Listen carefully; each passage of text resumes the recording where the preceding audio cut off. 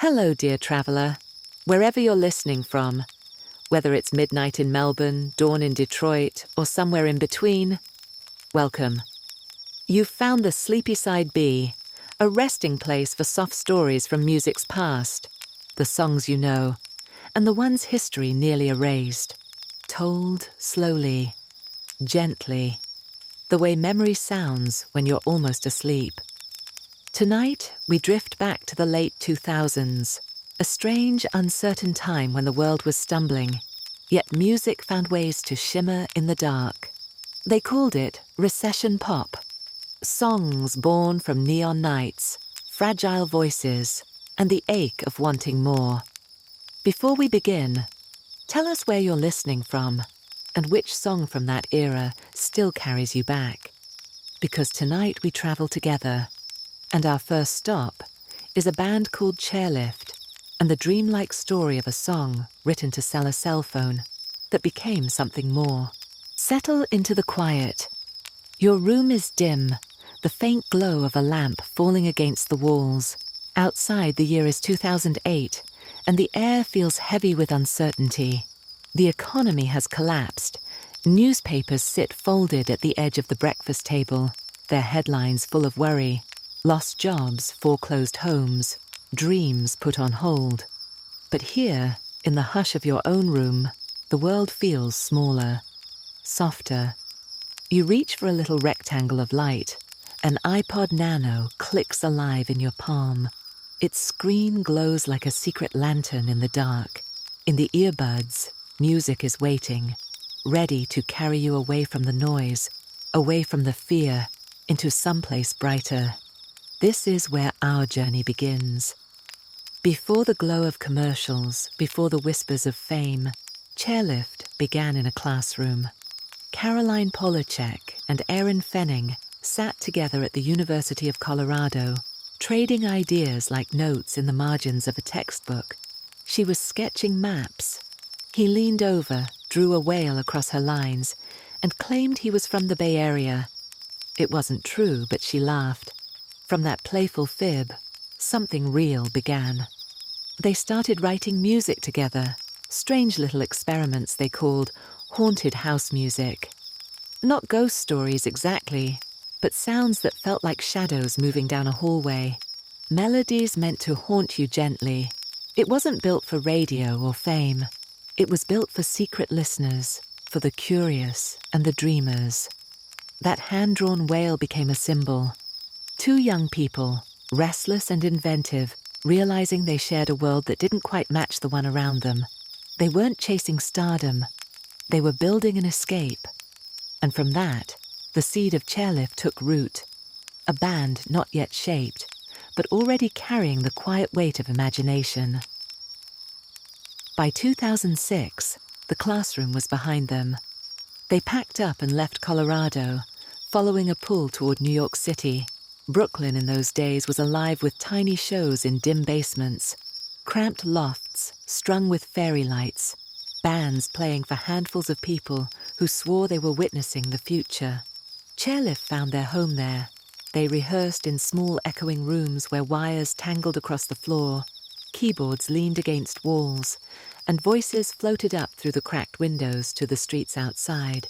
One night at a venue called Cake Shop, drummer Patrick Wimberly saw them play. Afterward, he asked, almost shyly, "Can I join?" And with that, Chairlift became three, a trio bound together by restlessness and a desire to make music that sounded like dreams. Late nights blurred into early mornings. The songs they wrote shimmered with something both fragile and electric, as if they might fall apart if you looked at them too closely. Out of those hours came a song called Bruises. In their little Brooklyn loft, with fairy lights flickering like fireflies, Chairlift wrote Bruises. It was born almost accidentally, from playful chords and Caroline's clear, delicate voice. The song didn't announce itself as a hit. It crept in quietly, like a note tucked into the fold of a jacket pocket. They pressed it onto home-burned CDs, selling them for $1 at tiny shows. Sometimes the crowd barely looked up from their drinks, Yet among those small circles of listeners, the song was treasured, passed from hand to hand, whispered about in late-night conversations. Bruises was never written for the masses. It was written for the listener who stumbled across it, who felt like they'd found something rare, almost secret. But then, something unlikely happened. Someone at Apple heard it. One morning in 2008, the world blinked awake to a commercial unlike the others. Silhouettes dancing, iPod Nanos flashing with neon color, and behind it all, a song almost no one knew. Bruises spilled into living rooms, coffee shops, and classrooms. White earbuds dangled from backpacks. For a brief, shimmering season, Chairlift's quiet little song belonged to millions. The trio, once dreaming of haunted houses, suddenly found themselves inside the glowing screen of culture itself. For many, the song was just a passing breeze, an ad jingle, a soundtrack to a few months of life.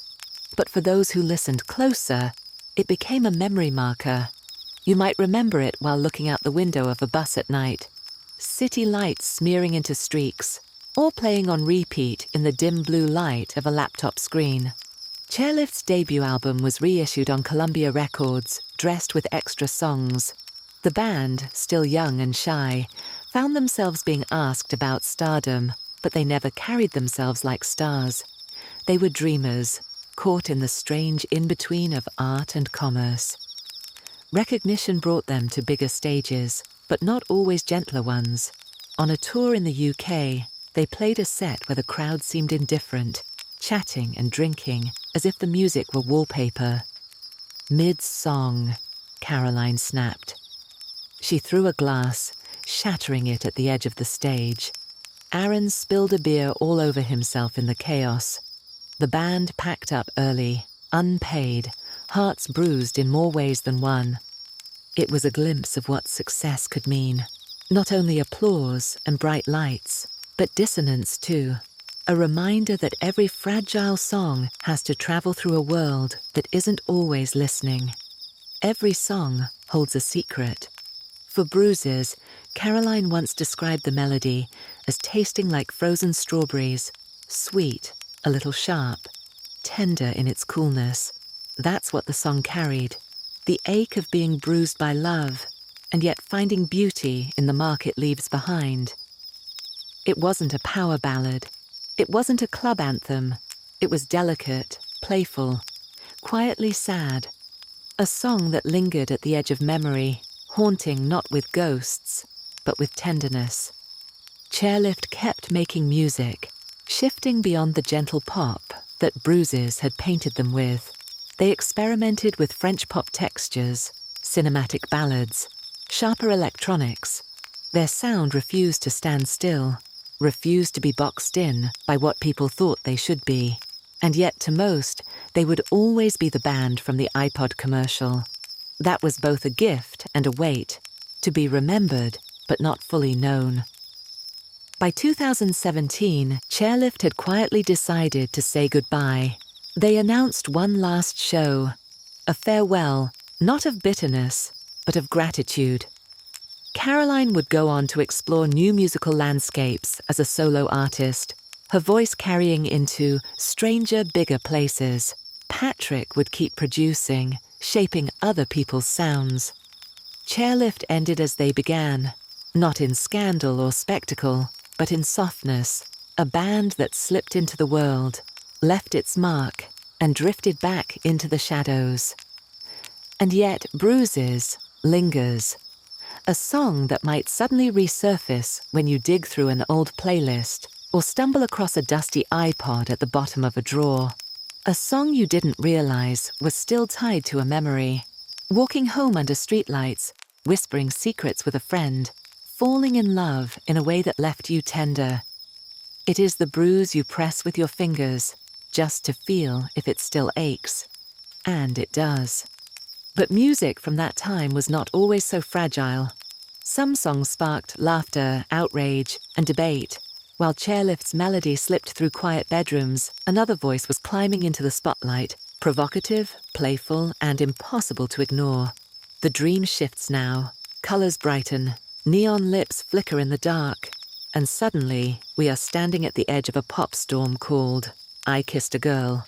Let's close our eyes again. The year is still 2008, and the world outside is restless. The headlines speak of recession, foreclosures, a future unsure. But then, from the radio, a different kind of lightning arrives. It isn't quiet or fragile. It isn't tender or hushed. It bursts in like neon paint splashed against a grey wall. The voice is teasing, playful, impossible to ignore. The song says simply, I kissed a girl, and I liked it. And just like that, the dream shifts from bruised strawberries to fire-bright cherries. The chorus itself came to Katy in her sleep. She has said she woke up one morning with it already in her head, floating like a melody left behind by a dream. It was short, direct, and daring. I kissed a girl, and I liked it. A hook so bold, it seemed destined either to vanish into obscurity or to catch like wildfire. She carried it around for months, rolling it like a marble in her mind, wondering what the world might do with it if she ever dared to sing it out loud. The spark came from a magazine cover. Scarlett Johansson's face, luminous and untouchable, stared up at Katy one afternoon, and in that flicker of desire, Katy admitted the fantasy out loud. What would it be like? The song was born from that curiosity, not a manifesto, not a confession, but a playful slip into imagination. Later she would laugh about it, saying the crush was innocent. But the idea carried weight, because sometimes what seems like fantasy can press against culture like a stone against glass, ready to crack it. When she first shared the song with her label, not everyone was eager to take the risk. America was still split on questions of sexuality, faith, and freedom.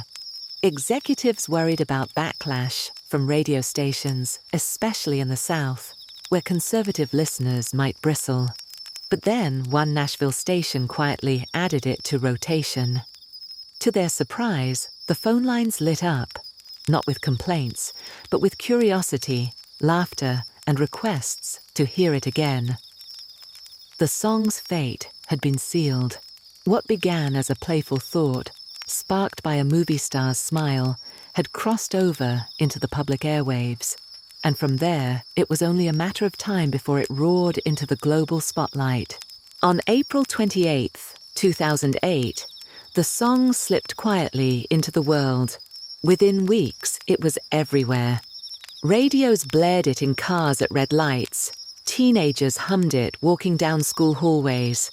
Parents frowned while secretly tapping their feet. I Kissed a Girl surged up the Billboard Hot 100 and stayed at #1 for 7 weeks. It became a worldwide anthem, topping charts in 20 countries and selling millions. For Katy Perry, who just months earlier had been another aspiring artist fighting for air, it was the lightning bolt. The hook that had arrived in a dream had become a global chorus, sung in bedrooms, bars, and karaoke booths across the world. But lightning does more than illuminate. It burns. From the very first weeks, the song was tangled in controversy. Some praised it for giving visibility to queer curiosity, for saying out loud what many had only whispered. Others accused it of trivializing same-sex attraction, of making queerness a spectacle for the mainstream. For some listeners, it was a liberation. For others, it felt like their lives had been turned into a punchline. And in between, there were millions who simply sang along, not realizing the storm they were part of. The world was changing, and pop music was suddenly at the center of the conversation. Years later, Katy would look back on the song with new eyes. She admitted that if she wrote it today, she would likely change the words. Less for shame, more for sensitivity. The world had moved forward, and so had she. What was once a playful provocation had grown complicated in hindsight. And yet, despite the questions it raised, she also heard stories from fans who said the song was a door, a moment of recognition, a spark of courage to explore who they were. For some, it was the first time they'd ever heard their feelings mirrored on the radio. For them, it wasn't trivial. It was life-changing. Katy's journey didn't end with a single pop shockwave. In time, she would speak openly about her strict religious upbringing, about the shame she carried as a teenager for feelings she didn't have words for. When she accepted the Human Rights Campaign's National Equality Award in 2017, she spoke of those struggles. She told the audience that I Kissed a Girl had been her way of pushing against the walls she'd grown up inside. The pop star who once sparked a firestorm of criticism now stood on stage, embraced as an ally, her voice steady with gratitude for the LGBTQ+ community that had, in many ways, carried her career. The girl who once sang about rebellion had become a woman who stood for inclusion. Not all stories tied to I Kissed a Girl were heavy with meaning. Some were light, playful, even sweet. Years later, Miley Cyrus would claim that the song was about her, that Katy's fleeting crush had been on her, not Scarlett Johansson. The two laughed about it, sparking a friendship that would last through tours, interviews, and late-night text exchanges. For Katy, it was proof that a song could be both a cultural lightning rod and a personal inside joke, weaving together controversy and camaraderie in the same melody. And so the song remains, provocative, imperfect, unforgettable. A snapshot of a time when pop dared to play with taboos, and in doing so, opened doors that some wanted shut. For every critic, there was a teenager who felt seen. For every protest, there was a fan whispering thank you. Close your eyes and you can still hear it.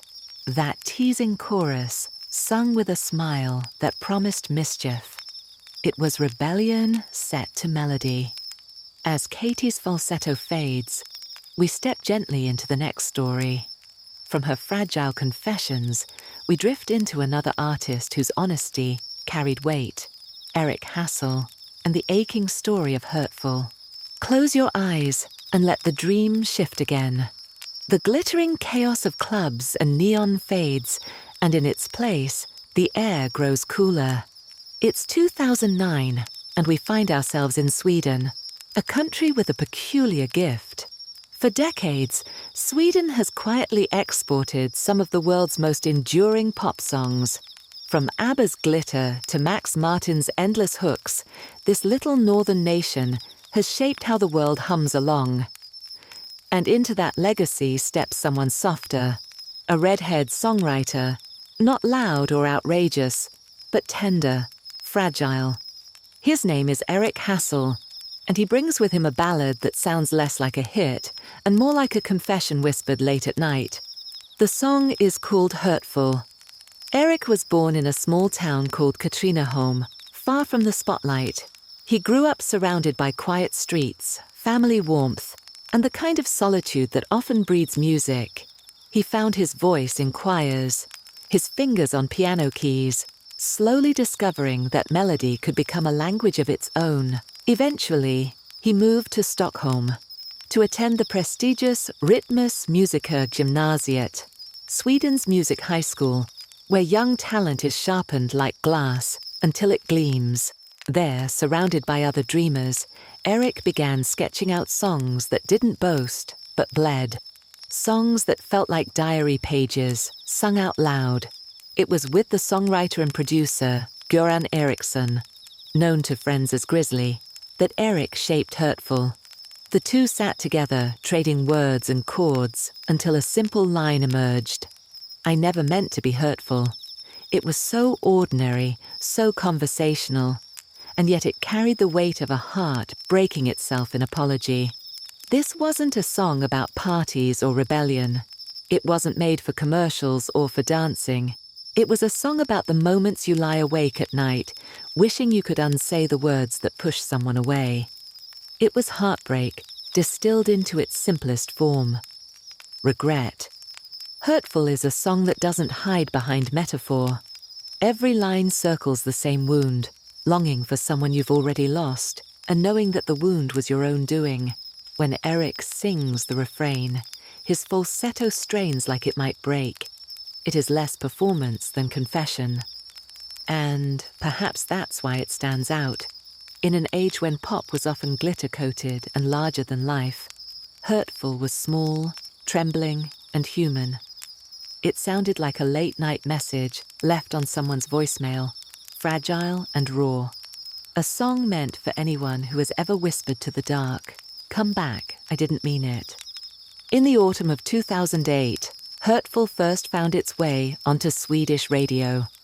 It didn't arrive with fireworks or billboards, just a hushed release from a debut artist almost no one outside Stockholm's music circles had heard of.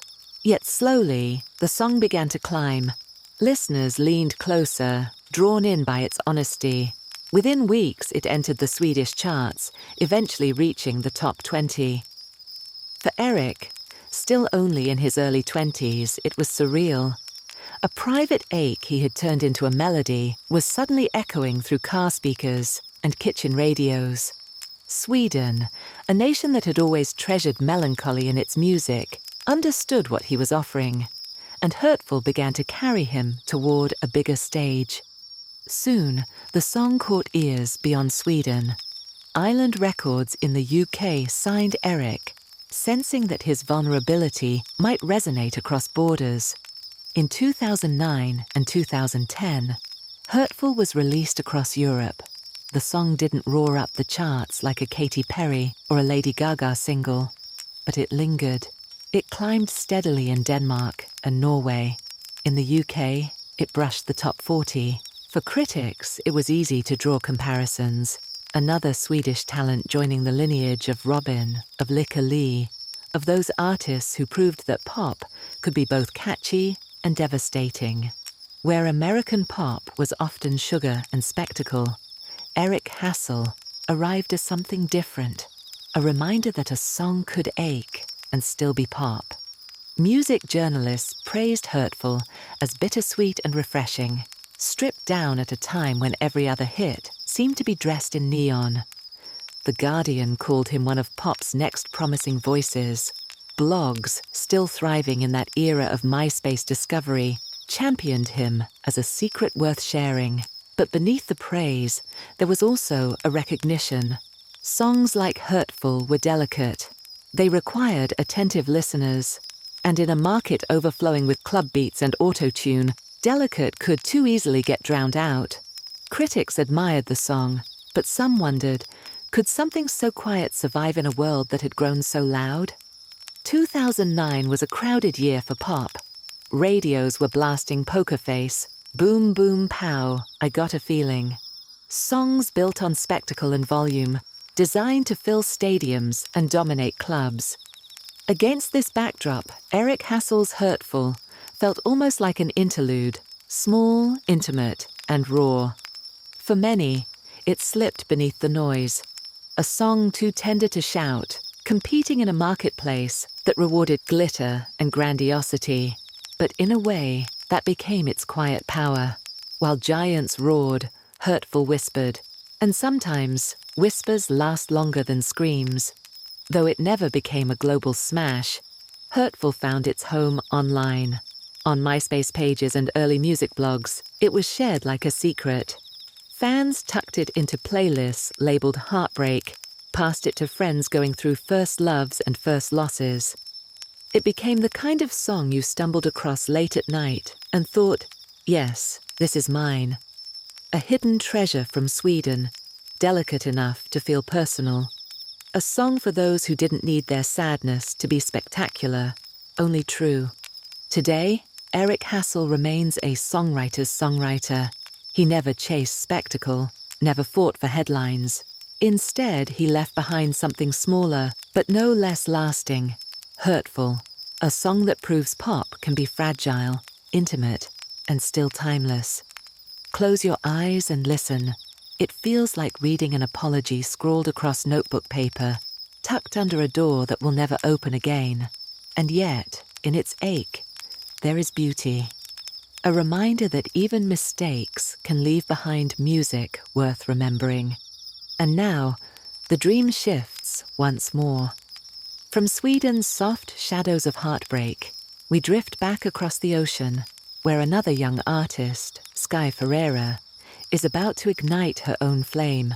Not fragile, but fiery. Not whispered, but daring. Her early songs glowed like sparks in the dark. Let the dream drift now toward Los Angeles. The hills stand still and watchful, the streets lined with palm trees swaying against the glow of neon. Somewhere behind the Hollywood gloss, a teenage girl sits in her bedroom, restless. Her name is Sky Ferreira. At just 14, she is already writing songs, recording rough demos, and uploading them to a place called MySpace. Her voice doesn't sound like a teenager's. It is smoky, heavy with a weight she hasn't lived long enough to earn, yet somehow carries anyway. Even then, there's something about her that feels both fragile and dangerous, like a spark waiting to catch. Sky grew up not in luxury, but in a kind of liminal glow. She was raised by her grandmother, who once worked as Michael Jackson's hairdresser. This meant Sky's childhood was haunted by the edges of pop stardom, stories of icons, fragments of glamour overheard at the dinner table. She fell in love with music early, obsessing over Madonna's sharp edges, Britney's sparkle, and the intoxicating blur of fame. But unlike so many young dreamers in Los Angeles, Sky's fascination wasn't with perfection. She was drawn to the cracks in the facade, the strange, the unruly, the broken pieces hidden behind glossy smiles. It was 2007, and MySpace was the universe's new stage. Sky uploaded demos there, songs like 17 and 1 in their earliest grainy forms. They weren't polished. They sounded like a teenager's diary whispered over bedroom beats. But that was the magic. Within months, her page was buzzing. Major labels began to notice. Here was a girl barely 15, already gathering a following of listeners who swore she was something different. MySpace was filled with hopefuls, but Sky stood out. Her voice didn't beg, it dared, and the industry came calling.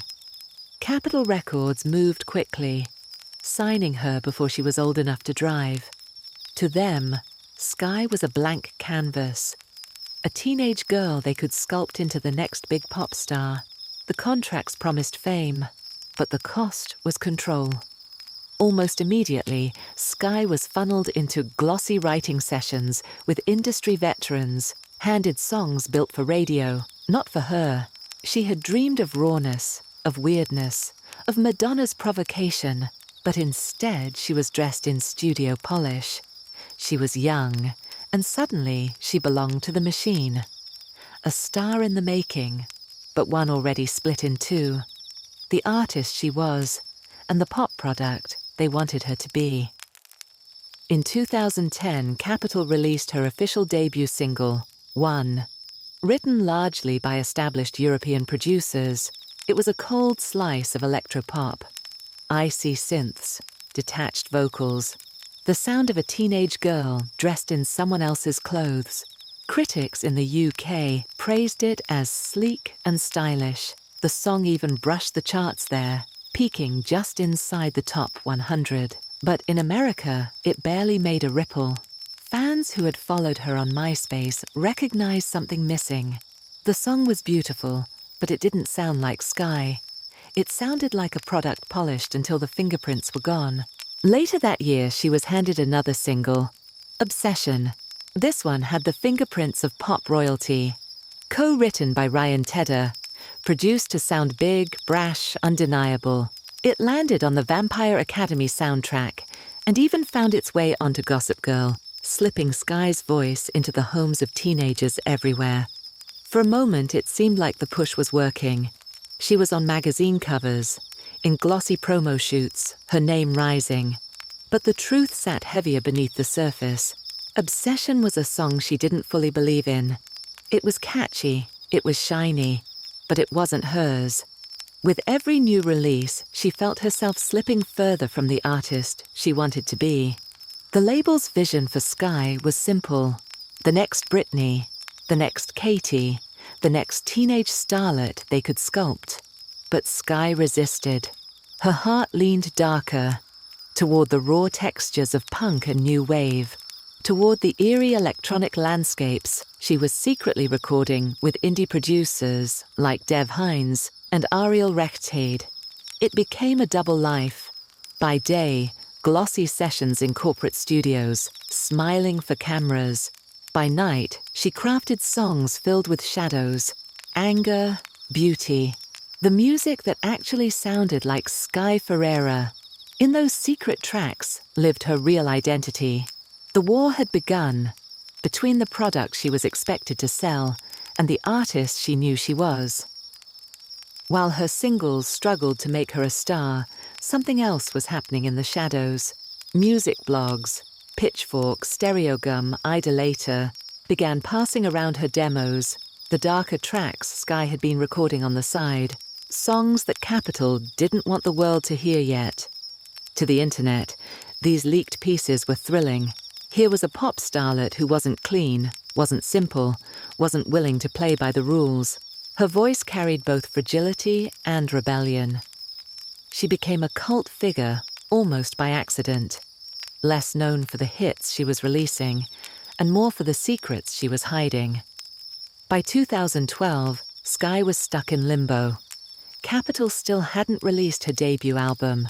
Years had passed since her signing, and the label's attempts to polish her into a radio star had failed. But then the demos started leaking wider. Among them was a song called Everything is Embarrassing. Written with Dev Hynes and Ariel Rechteid, it was raw, aching, irresistible. Blogs declared it one of the best pop songs of the year. For the first time, Sky's real sound was on display. Not glossy, not forced, just her voice hovering over bruised beats. Fans realized what she'd been fighting for all along. Music that told her truth. Sky Ferreira's early years weren't about stardom. They were about survival. Trapped between the label's glittering vision and her own shadowed instincts, she became a myth in real time. To her fans, she was proof that pop could be both beautiful and broken, both polished and bleeding. Close your eyes and listen.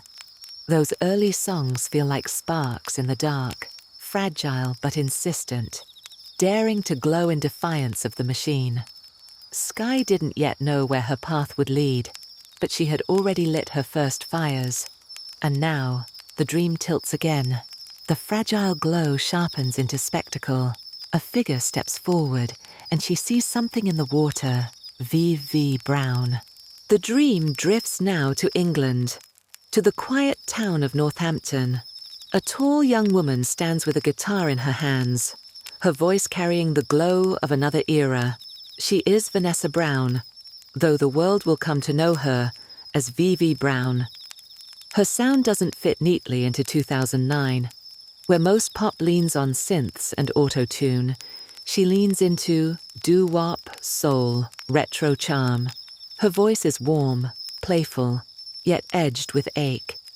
It feels like listening to a jukebox in a dream, where the past and the present hum together.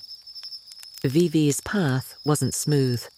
Born in 1983 to Jamaican parents, she grew up learning piano and trumpet, steeped in both classical training and pop obsession. By her late teens, she was already chasing music professionally. A deal with Polydor came early, but the songs didn't fit her heart.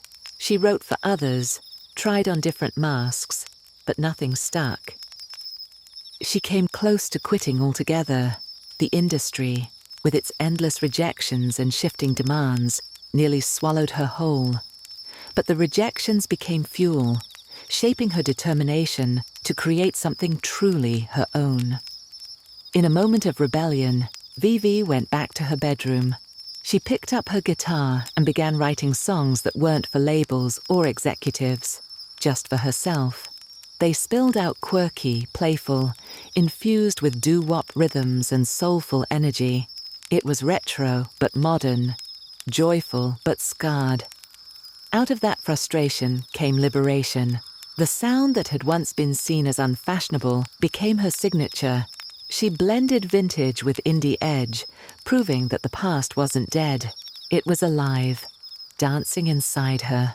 In 2009, one of those bedroom-born songs leapt into the world. Shark in the Water was playful and bittersweet, a metaphor of suspicion and heartbreak, dressed in hand claps and irresistible hooks. Her voice swooped and soared with theatrical charm, like a modern-day girl group frontwoman who had time-traveled into the future. The single cracked the UK top 40 and rippled overseas. In America, it found life in unexpected places, on the Vampire Diaries soundtrack on Degrassi, in the headphones of teenagers who needed something new. For a moment, V.V. Brown's voice seemed everywhere, a fresh sound among the neon noise of her peers. By the summer of 2009, V.V. Brown released her debut album, Traveling Like the Light. It was a kaleidoscope of retro pop, doo-wop harmonies, tangled with indie guitar riffs, modern production kissed with vintage soul. Critics lit up. They called her the British answer to Amy Winehouse, with a splash of Santigold, someone fearless enough to blend the old and the new. The album sounded like a jukebox cracked open and rewired. It was playful, theatrical, and sincere. In a world drowning in glossy club beats, VV's music felt handcrafted, bursting with her personality. And yet, even with the praise, commercial success was modest.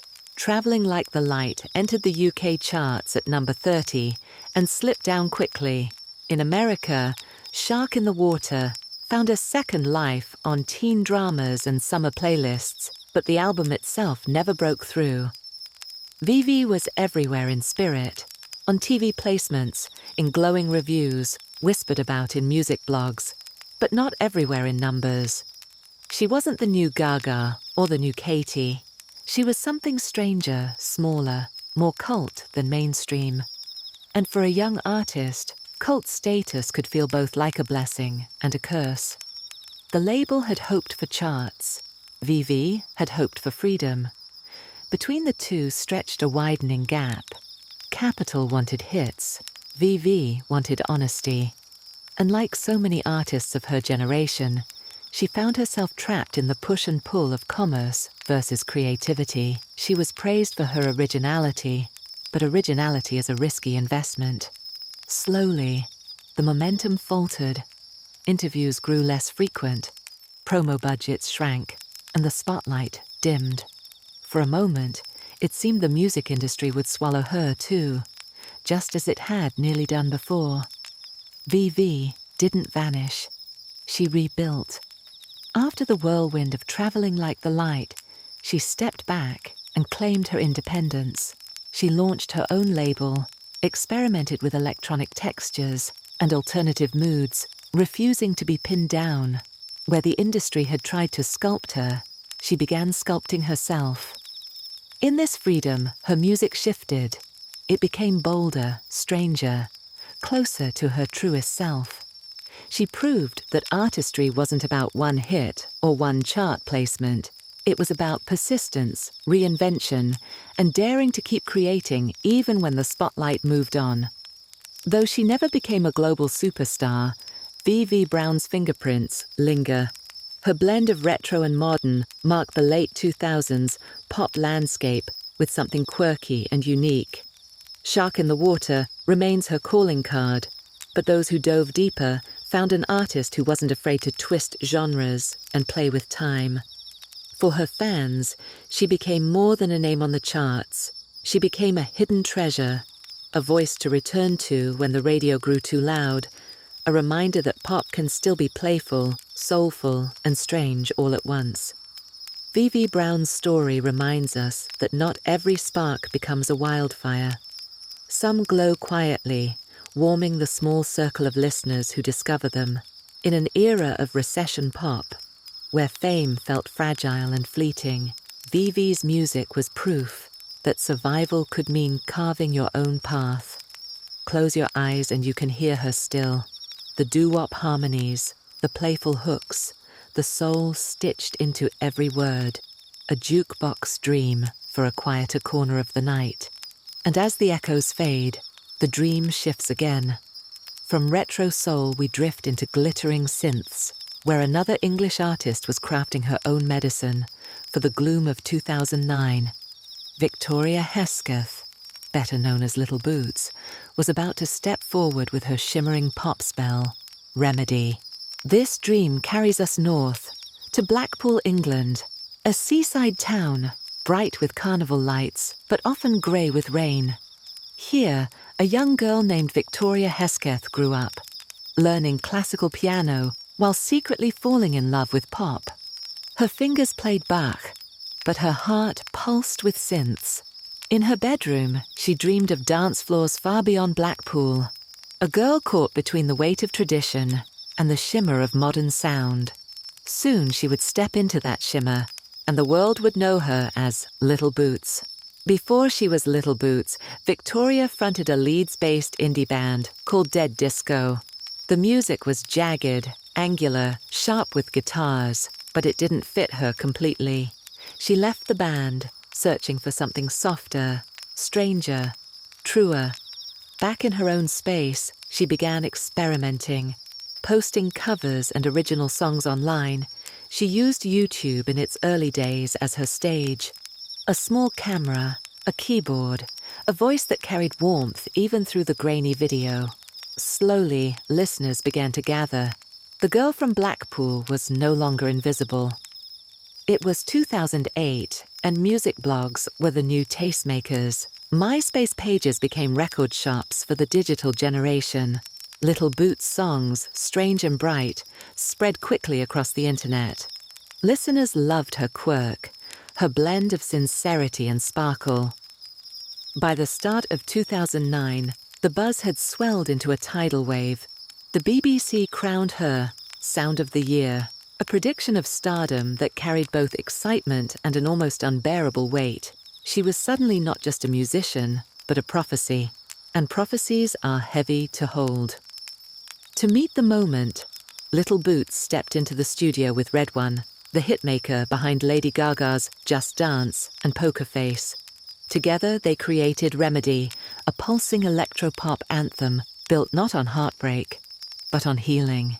"Music is my remedy," she sang, a mantra set to glittering synths. It wasn't about escape through excess, but escape through sound itself.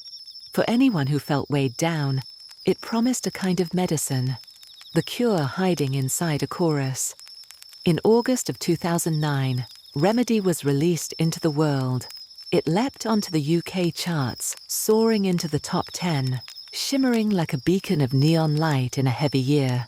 The song was sleek, infectious, and unmistakably hers. Victoria's voice floated above the pulsing production, tender yet commanding, turning pain into a chorus that wrapped itself around you like a cure. The radio embraced it, clubs spun it, and suddenly Little Boots wasn't just a name whispered on blogs. She was a voice threaded into everyday life. The timing was perfect, though perhaps also bittersweet. 2009 was a year of uncertainty, of financial collapse, of dreams paused or postponed. But in the middle of that darkness, Remedy arrived as a spell, a promise that music itself could make the world feel lighter, even if only for 3 minutes at a time. It was not about running away to excess, but about healing through rhythm. For many, it became an anthem of survival on the dance floor, a reminder that sometimes joy is not frivolous, but necessary. Her debut album, Hands, wrapped around Remedy like a glittering constellation. It was a collection of songs that blended retro synth textures with modern pop polish, sometimes playful, sometimes melancholy. Critics praised its imagination, even if it didn't dominate globally. Little Boots didn't become the next Gaga nor the next Kylie, but she became something else, an artist with her own cult of listeners, fans who felt she belonged to them. For those who found her, her songs weren't just tracks on a chart. They were keepsakes, glowing proof that pop could still be intimate, experimental, and sincere. But hype can be as heavy as it is bright. After being crowned the BBC's Sound of 2009, expectations towered over Little Boots. Critics and industry executives expected global domination. Another Gaga, another Britney. When her debut didn't conquer the charts, the glow dimmed. Some called her overhyped, but those who listened closely knew the truth. She wasn't built for spectacle, but for intimacy. Her music was a quiet rebellion, not against fame itself, but against the idea that pop had to roar to be real. She chose shimmer over fire, and in that choice, she stayed herself. Years later, Remedy still pulses on playlists called 2009 Nostalgia. Its chorus feels like a time capsule, glittering synths carrying listeners back to a summer when everything was uncertain. But music promised relief. It may not have been a global anthem, but it became something more precious, a personal one. For those who danced with it in their headphones, who leaned on it in quiet moments, Remedy was more than a hit. It was a medicine remembered. Little Boots' story reminds us that not every artist is meant to tower over the world. Some are meant to light up smaller rooms, to comfort, to glow softly in the background of our lives. And in that quiet glow, she left a mark that has never faded. And as her synths fade into the distance, the dream sharpens. The beat grows bolder, fiercer, sharper, less Remedy, more armor. Another English voice rises, flame-haired and defiant, declaring herself untouchable. We drift now into the electric strength of Roux and her cry of being bulletproof. The dream sharpens into Brixton, South London. A young woman stands tall, her flame-red hair rising like fire, her frame dressed in sharp, angular lines. Her name is Ellie Jackson, and her presence is unforgettable. Her voice floats somewhere between fragile and defiant, a sound that cuts through the noise like glass. She doesn't look like the pop stars of her day, nor does she want to.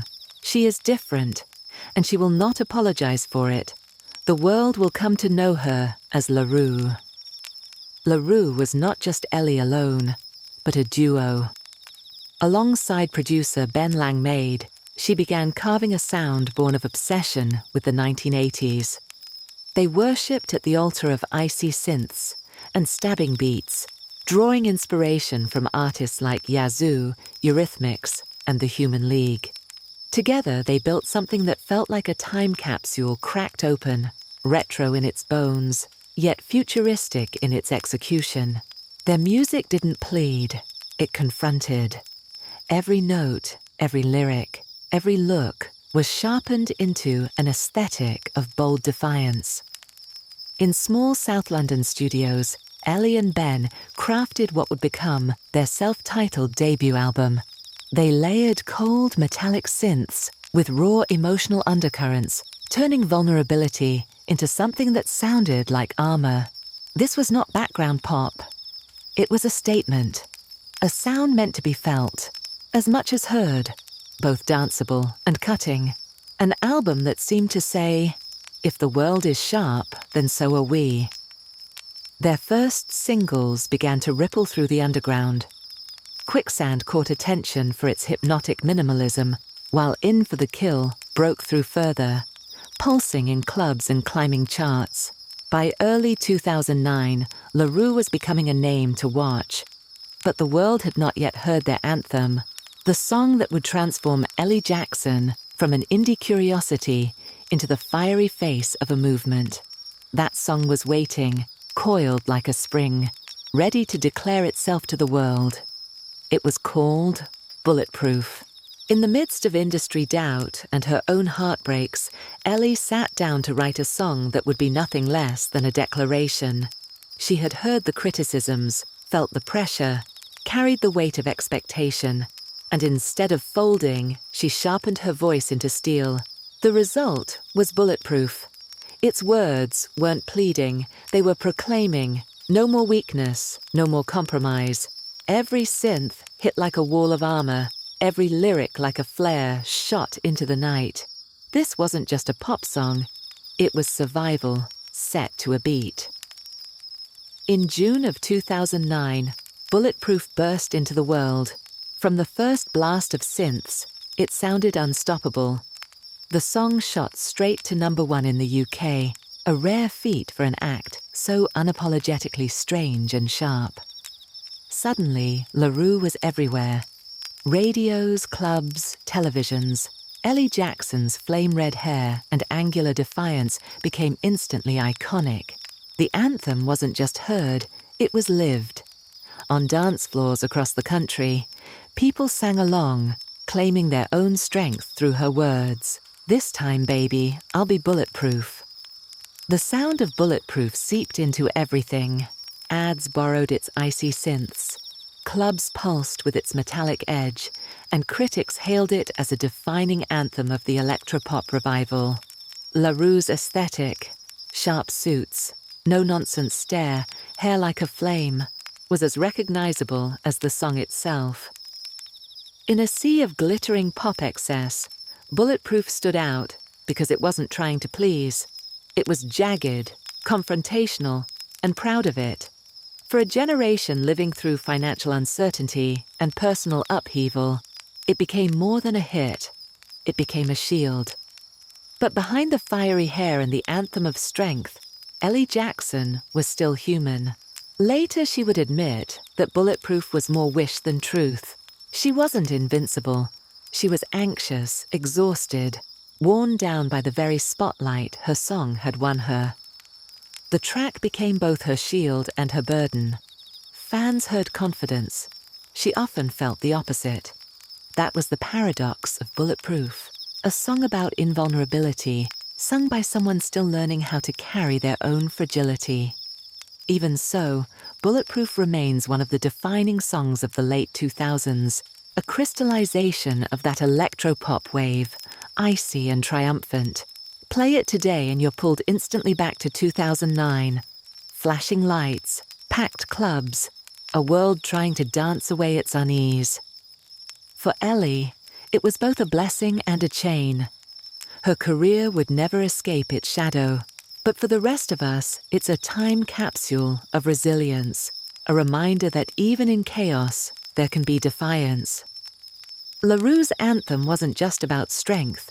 It was about survival, about taking the pain of doubt and heartbreak and wrapping it in armor so it could not destroy you. In that way, it belongs to all who sang it, fists raised on crowded dance floors. And now, as the metallic synths fade into silence, the dream tilts once more. The spotlight narrows, the cameras flash, and fame itself becomes a performance. A new figure steps into view, draped in spectacle, balancing glamour with grotesque. Lady Gaga waits in the wings, ready to turn her own anthem into cinema. The story now shifts into the theatrical glow of Paparazzi.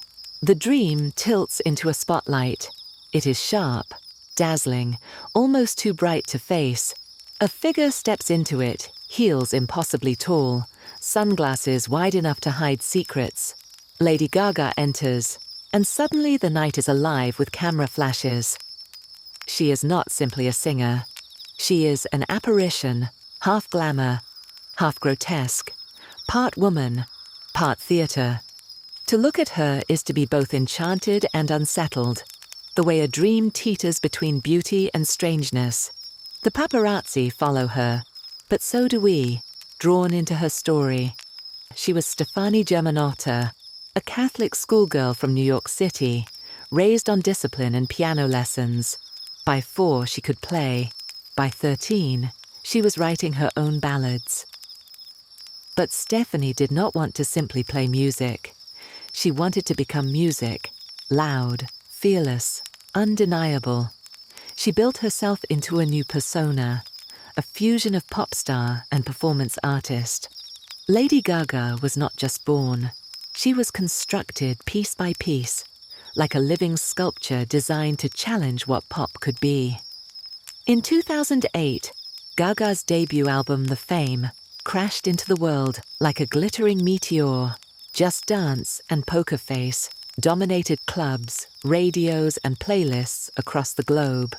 She became an overnight sensation, an icon of the electropop revival. But Gaga was not content with being a hitmaker. Beneath the catchy hooks, she carried an idea that fame itself was an art project. Every wig, every outfit, every performance was a commentary, an exploration of what it means to be adored, consumed, and devoured by the spotlight. Among the tracks on the Fame sat a song that cut deeper than the rest. Written with Roux, Paparazzi was not just about love, it was about obsession, about the toxic romance between celebrity and audience.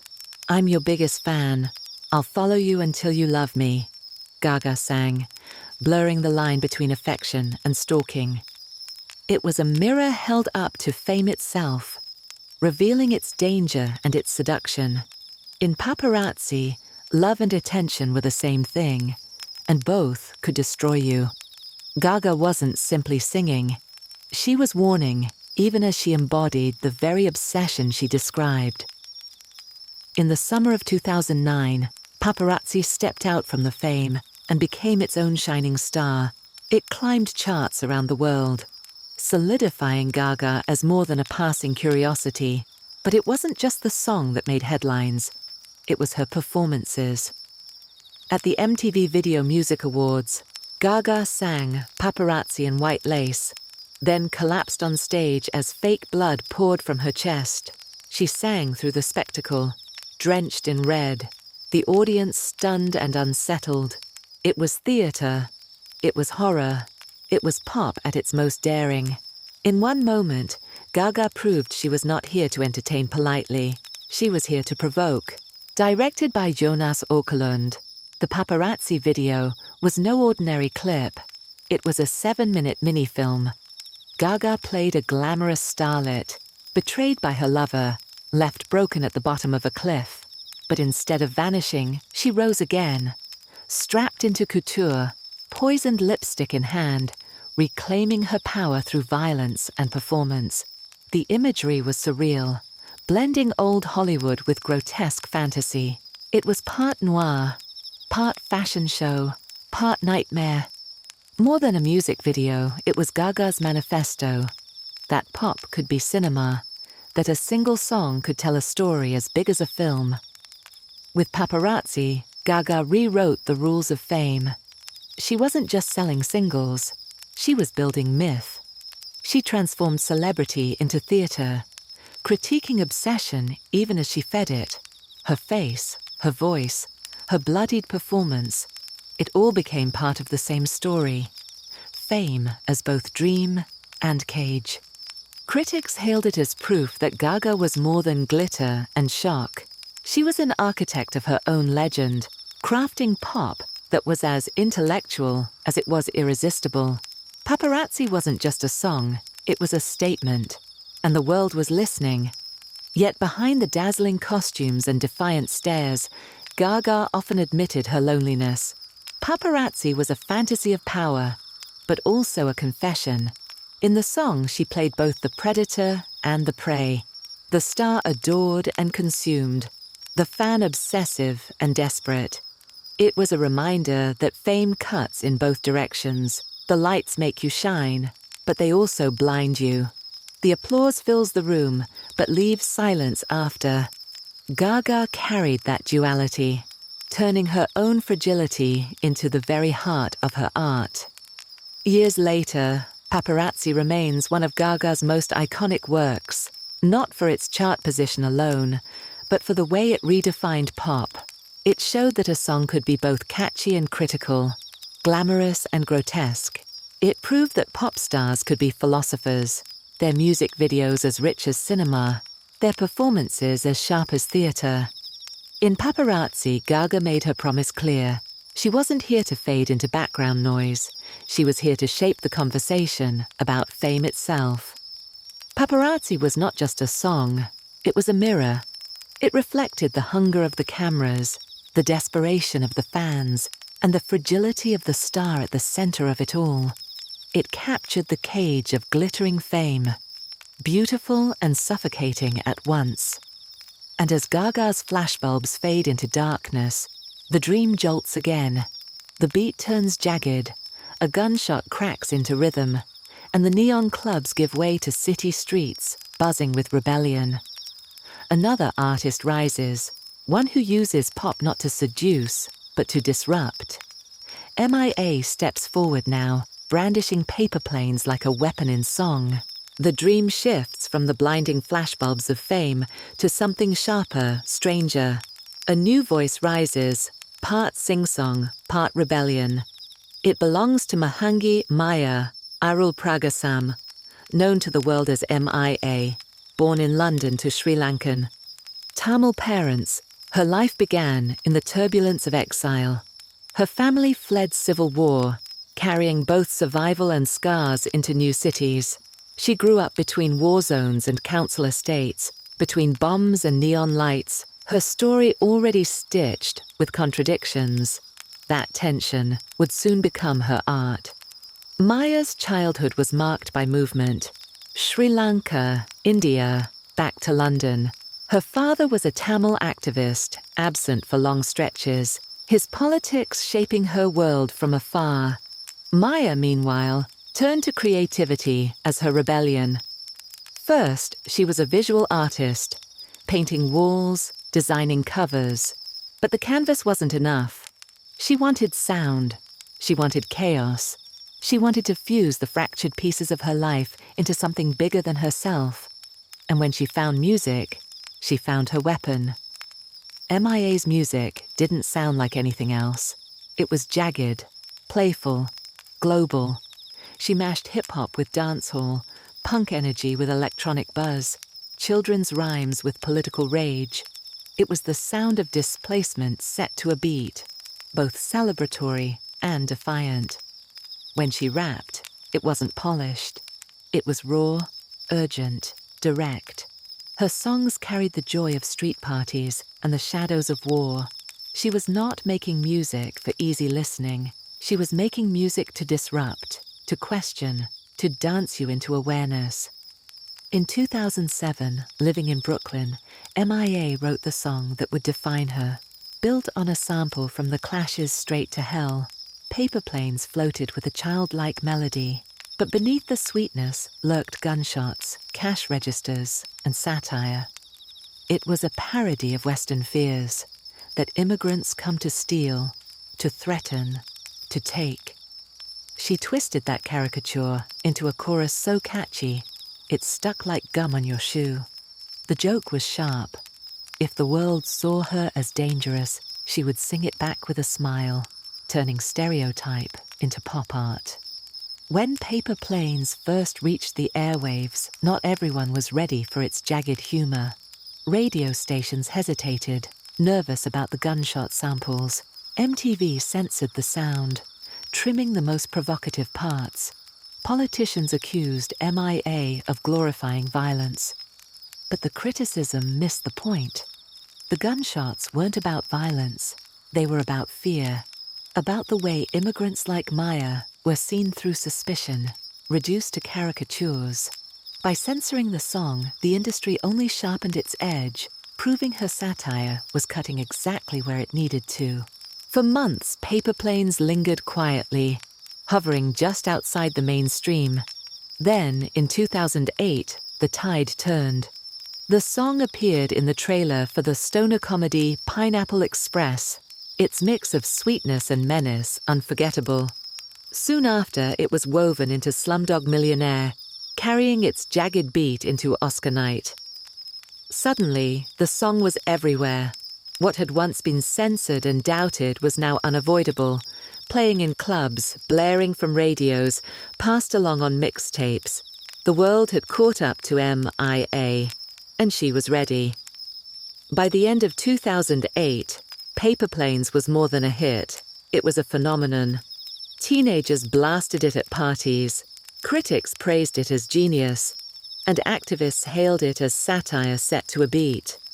The contradiction was its power, a protest song that made you want to dance. It captured the feeling of a generation navigating globalization, suspicion, and chaos. It was playful enough to hum, but heavy enough to sting. In one track, M.I.A. had proven that pop didn't need to be polite to be unforgettable. Yet for all its swagger, Paper Planes carried something fragile beneath. M.I.A. often reminded audiences that her bravado was born from real exile, real fear, real displacement. The gunshots in her song were playful, but the memories they echoed were not. To be an immigrant was to live in tension, seen as a threat even while simply surviving. Her anthem laughed at those fears, but it also carried the ache of being misunderstood. Behind the satire was the story of a woman still fighting to be heard as more than a caricature. Today, Paper Planes stands as one of the most defining songs of the 2000s. It blurred lines between politics and pop, satire and sincerity. Its beat was irresistible, but its message was undeniable, that stereotypes can be dismantled, mocked, and turned into art. Few protest songs had ever reached so many people or slipped so easily into both parties and playlists. Paper Planes was proof that music could be subversive and fun, global and personal, playful and unforgettable all at once. The anthem lingers in the air, the gunshots fading, the cash registers closing. Its jagged edges soften, and the dream shifts again. From rebellion, we drift into romance. Now the sound is lighter, tender. A young Englishman with a soulful voice steps into view. Frankmusik. His song, 3 Little Words, carries no politics, no satire, only the ache of love and longing. From chaos to confession, the night carries us onward. The dream softens now. The sharp gunshots of Paper Planes fade into the hush of something more tender. We are in Croydon, South London, where a young man named Vincent Turner is finding his voice. He will call himself Frankmusik, a name that sounds both playful and serious, but at his core, he is a songwriter with a shy smile and a falsetto that aches. His beats pulse with neon energy, but beneath them lies confession. This is not a story of spectacle, it is a story of longing. Before music claimed him, Vincent studied fashion, chasing color and shape with fabric. But in his room at night, he was chasing something else. With little more than a computer and a cheap microphone, he began recording songs. He uploaded them to MySpace, where strangers stumbled on his voice. It was high, fragile, unafraid of sounding vulnerable. His songs were stitched from honesty, proof that sometimes the bravest act in pop is to be soft. Frankmusik's sound was intimate, but danceable. He didn't try to hide emotion under swagger. Instead, he laid it bare over beats. His songs felt like whispers disguised as anthems, music for dancing with tears in your eyes. In an era of flash and bravado, he leaned toward the personal. He wrote as if he were speaking directly to one person, as if his confessions were too heavy to keep to himself. In 2007, on his debut EP, Frankmusik released 3 Little Words. It was not a boast or a roar. It was a falsetto confession, fragile as glass. A song about the ache of wanting to say I love you, but being unable to cross the silence. The track was simple, almost stark, beats looping gently beneath a voice that trembled between strength and hesitation. It sounded less like a performance and more like a diary left open. A love letter unsent, sung instead. When 3 Little Words slipped into the world in 2007, it didn't explode. It spread like a secret, passed between friends on playlists, discovered on blogs, whispered through the digital corridors of MySpace. For those who found it, the song felt personal, as if Frankmusik had written it just for them, capturing a hesitation they'd carried in their own hearts. He wasn't chasing fame, he was confessing into the void, and finding to his surprise that the void was listening. The track resonated not because it was loud, but because it was quiet. It captured that fragile pause in love, the moment before you speak the truth. before you risk everything by saying I love you. In a world of brash pop hooks, Frankmusik's falsetto offered something rare: sincerity. His fans weren't just dancing to his music, they were reflecting with it, swaying in bedrooms, headphones in, letting his words echo the feelings they couldn't say aloud. By 2009, Frankmusik's debut album, Complete Me, arrived. It was a collage of glittering electropop and intimate ballads, a dance record built around vulnerability. 3 little words stood at its center, the fragile heartbeat among brighter, faster songs. Critics praised his willingness to blend confessional songwriting with club-ready beats. He wasn't the biggest star of the electropop wave, but he stood apart, proof that pop could hold tenderness without losing its pulse. In an age of spectacle, Frankmusik's refusal to armor himself became his quiet rebellion. While others built walls of bravado, he leaned into fragility. His falsetto was not a weapon, but a window, inviting listeners to see him unguarded. This vulnerability became his strength. He showed that pop could be brave without being brash, that honesty, whispered over synths, could resonate just as deeply as the loudest anthems. Though Frankmusik never reached global superstardom, he carved out a place as a cult favorite. His name lingered in the playlists of those who valued sincerity, his songs remembered as delicate fragments of the late 2000s electropop wave.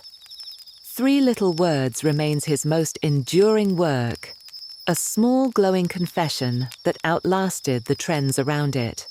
For those who heard it, it wasn't just another song.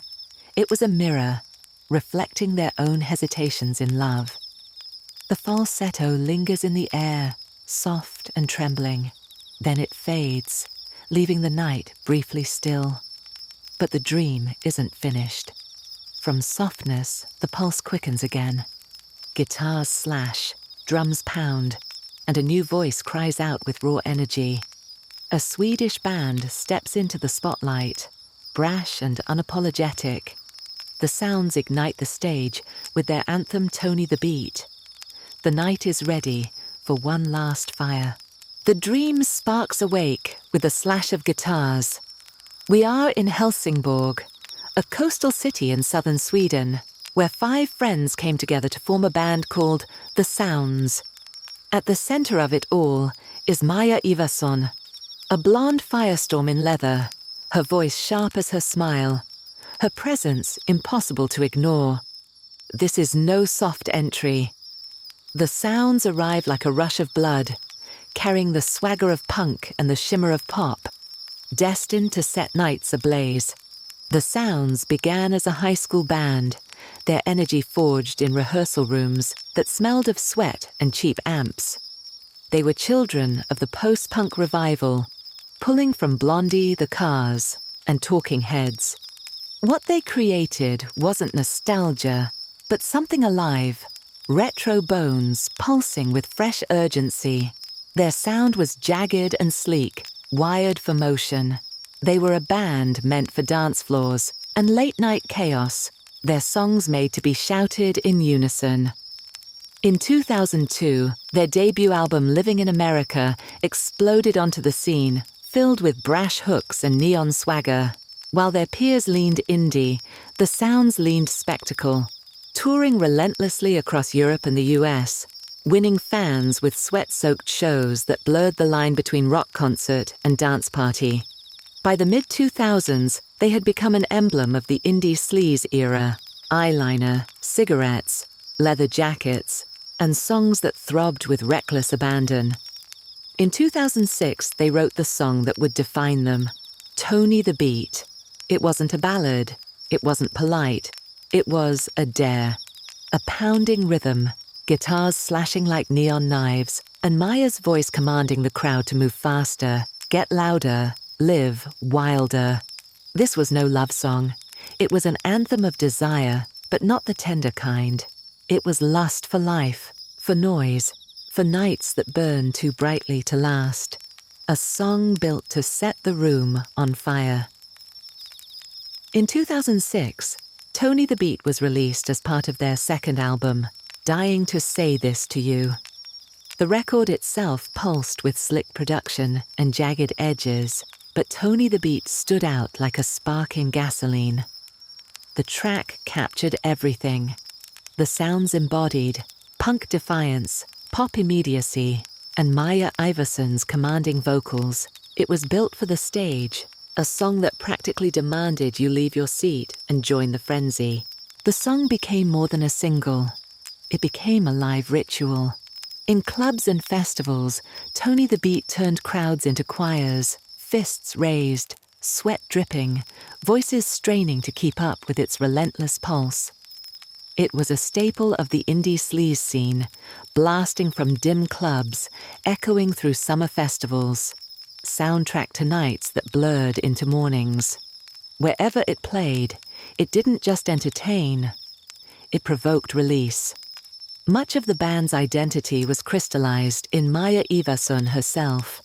Cropped blonde hair, leather jackets, sharp eyeliner, a swagger that defied expectation.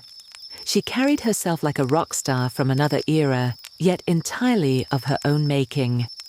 On stage, she didn't just sing Tony the Beat. She owned it. Her presence turned the song into something more than music. It was attitude, identity, invitation. Maya embodied the reckless electricity of a generation chasing freedom in neon-lit nights. Yet beneath the swagger and the sharp edges, the sounds carried something more tender.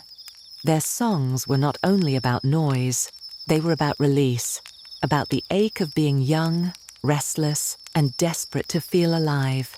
Even in Tony the Beat, there's a hint of longing, a desire not just to party, but to escape, to shout so loudly that the silence of ordinary life cannot follow. It was brash, yes, but it was also a plea. Years later, Tony the Beat stands as their defining anthem, a time capsule of the indie sleaze era, drenched in sweat, eyeliner, and electricity. It's remembered not just as a song, but as an experience, one of those tracks that belong to nights when everything felt possible and nothing felt permanent. For those who were there, it still summons the rush of neon nights and dance floors that seem to stretch into eternity. And so the dream closes, not with a whisper, but with a roar. Tony the Beat thrashes one last time, guitars slicing through the night, Maya's voice daring you to live faster, burn brighter. Then, as the final notes echo, the crowd dissolves, the neon fades, and the stage empties into silence. We journey now to our final stop, to a woman who took the industry by storm and whose song still gets stuck in our heads. Time did not run out for this firebrand. Close your eyes once more and let's drift into 2009. The world outside still carried the weight of recession, but in bedrooms and clubs, something brighter shimmered. A sound that wasn't tender or fragile.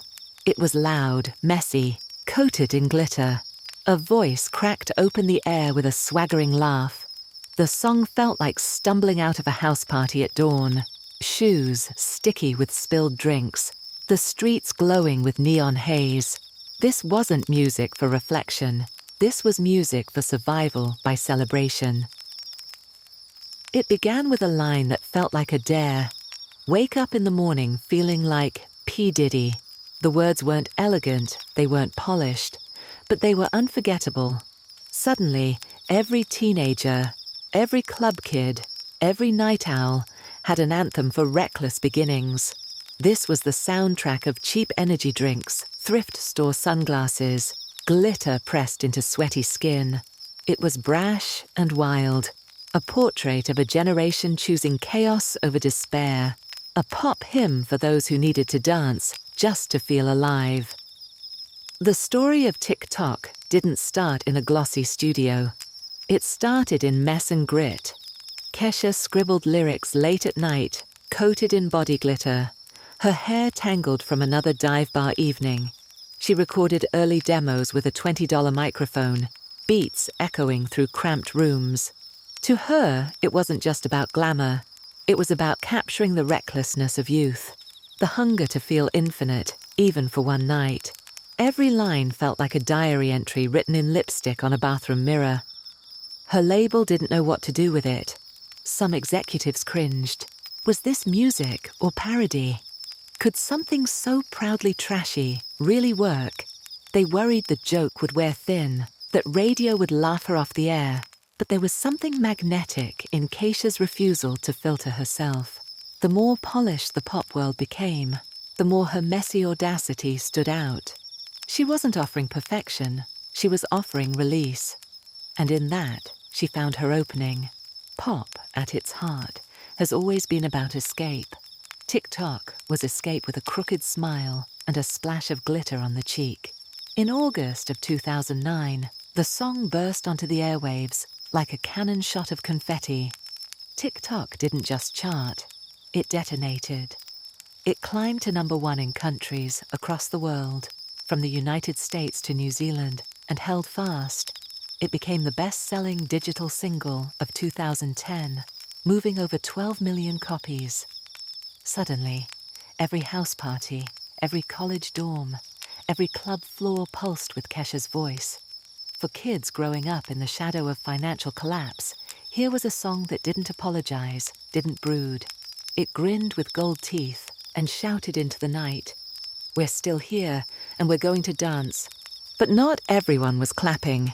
Critics were divided, sometimes merciless. To some, Tock was a revolution of pop rebellion, an anthem that cut through gloom with shameless joy.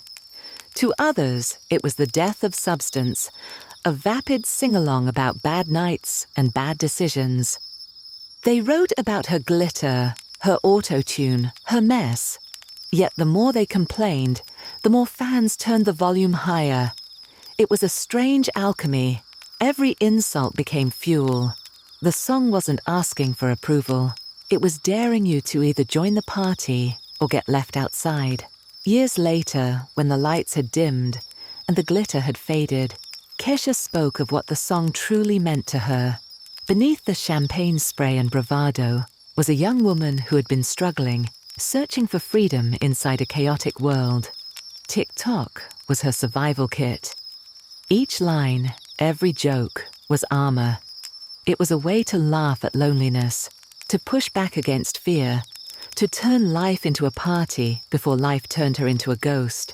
For all its noise, Tock was more than a novelty. It was resilience, disguised as recklessness. Kesha would later walk through storms far louder than the music she made. Court battles, heartbreak, the long fight for her own voice. But even as she grew, shedding the $sign name and carving out space for vulnerability, Tock remained part of her. It was the mask she once wore, the armor she once needed. And though she moved on to sing with greater depth and rawness, she never denied that this messy, glittering anthem was the spark that lit her path. Growth didn't erase the chaos, it gave it context. Today, Tock lives on as a time capsule. You can hear it at throwback nights, on playlists labeled Teen Years, or blasting through tinny car speakers with windows rolled down. It's no longer shocking, no longer scandalous. Instead, it feels like an echo of youth, of neon-tinted summers, of mornings after the kind of nights that seem endless when you're 19. Songs like this don't disappear. They wait in dusty corners of memory, ready to leap out when the first beat drops, carrying you back. And so, as the last glitter falls, from the chaos of Kesha's party, as the final notes echo, the crowd dissolves, the neon fades, and the stage empties into silence. The journey through the songs of a lost decade is complete. What lingers is the glow of the music, fragile, defiant, unforgettable, guiding us gently into sleep. If you've drifted this far, thank you. Tonight, we've wandered through songs born in uncertain years, music that carried us when the world felt unsteady. But music is a time machine, and as we listened, we slipped back to simpler nights, to neon clubs, whispered headphones, and voices the world almost forgot. If one of these stories stirred a memory or softened the weight of your day, we'd love to hear your own. What was your soundtrack to that era? What song takes you back? The sleepy side B is still only beginning to hum. There are more voices waiting in the static, more melodies of stories to be told, some familiar, some fragile, but all of them deserving to be dreamt through. So until next time, sleep soft, dear traveller, and keep listening for the echoes.